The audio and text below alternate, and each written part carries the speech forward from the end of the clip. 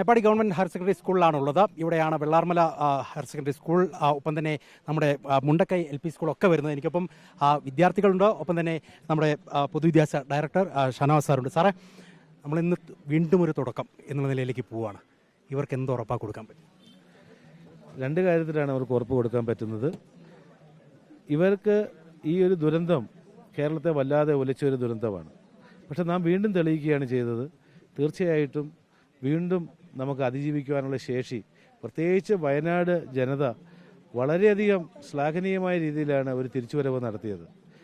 34 ദിവസമായി യഥാർത്ഥത്തിൽ ഈ ദുരന്തം സംഭവിച്ചിട്ട്. വീണ്ടും ആ 34 ദിവസം എന്നുള്ള ചുരുങ്ങിയ കാലയളവിൽ തന്നെ ഈ 600 ചില്ലുവാനും കുട്ടികളെ വീണ്ടും അധ്യയനത്തിൻ്റെ മാർഗത്തിൽ, പഠനത്തിൻ്റെ വീതിയിലേക്ക് തിരിച്ചു കൊണ്ടുവരാൻ വേണ്ടി കഴിഞ്ഞിട്ടുണ്ട്. ഇത് സമൂഹം ഒന്നടങ്കം ഈ ഒരു കുട്ടികളെ ഏറ്റെടുത്തതിൻ്റെ ഫലമായിട്ടാണ്. ഇവർക്ക് ആവശ്യമായിട്ടുള്ള വീടുകൾ അത് ജില്ലാ ഭരണകൂടം ഏർപ്പെടുത്തിയിട്ടുണ്ട്. മറ്റു രീതിയിലുള്ള ചികിത്സകൾ ആരോഗ്യവകുപ്പ് ഏറ്റെടുത്തിട്ടുണ്ട്. അതുപോലെ തന്നെ വിവിധ വകുപ്പുകൾ, women and child department, social justice department, തദ്ദേശ സ്വയംഭരണ വകുപ്പുകൾ, അതിൻ്റെ ഭാഗമായി വിദ്യാഭ്യാസ വകുപ്പും വലിയ രീതിയിലുള്ള ഒരു പങ്ക് ഇതിൽ വഹിച്ചിട്ടുണ്ട്. ഈ കുട്ടികളെ വീണ്ടും പൂർവാധികം ശക്തിയോടുകൂടി വിദ്യാഭ്യാസത്തിൻ്റെ പൊതുധാരയിലേക്ക് തിരിച്ചു കൊണ്ടുവരും. അതുപോലെ തന്നെ പ്രത്യേകമായിട്ടുള്ള സിലബസ് ഈ പ്രാവശ്യം ബ്രിഡ്ജ് കോഴ്സ് അടക്കമുള്ള കാര്യങ്ങൾ ഈ കുട്ടികൾക്ക് നൽകും. അധിക പഠന സൗകര്യം ആവശ്യമുണ്ടെങ്കിൽ അത് ഏർപ്പെടുത്തും. സാന്ത്വന ചികിത്സ കൂടി ഇതിൻ്റെ ഭാഗമായിട്ട് ഇവർക്ക് മാത്രമല്ല ഇവരുടെ വീടുകളിലും ഒരു പ്രസന്നത ഉണ്ടാക്കുന്നതിന് വേണ്ടി വിവിധ വകുപ്പുകളുടെ സഹായത്തോടു കൂടി നമ്മൾ അത്തരത്തിലുള്ള പ്രവർത്തനങ്ങളുമായിട്ട് മുന്നോട്ട് പോകുന്നുണ്ട്. അതിൻ്റെ എല്ലാം തന്നെ ലിസ്റ്റ് എടുത്തിട്ടുണ്ട്. നമ്മുടെ അധ്യാപകരാണ് ആദ്യമായിട്ട് ഈ കുഞ്ഞുങ്ങളെ ചേർത്ത് പിടിച്ചത്.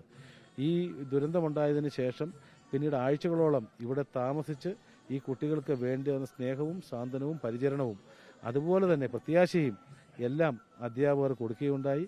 അതിൻ്റെ കൂടെ ഫലമാണ് ഇന്ന് ഈ ചിരിച്ചുകൊണ്ട് നിൽക്കുന്ന ഈ കുഞ്ഞുങ്ങൾ. അപ്പോൾ ആ ചിരി ഒരിക്കലും വാടാതിരിക്കുവാനും ഈ ചിരി കൂടുതൽ പ്രസന്നതയോട് കൂടുതൽ വിരിയാനുമുള്ള നടപടികൾ വിദ്യാഭ്യാസ വകുപ്പ് തീർച്ചയായിട്ടും ചെയ്യും. ഞാൻ ഇവരോട് സംസാരിച്ചു ഇപ്പോൾ നേരത്തെ അല്പം മുൻപ്. അപ്പോൾ അവർ പറഞ്ഞൊരു പരാതി നമുക്ക് പരിഹരിക്കാൻ വഴിയില്ല എങ്കിൽ പോലും പുന്നപ്പുഴയില്ല എന്നുള്ളതാണ്.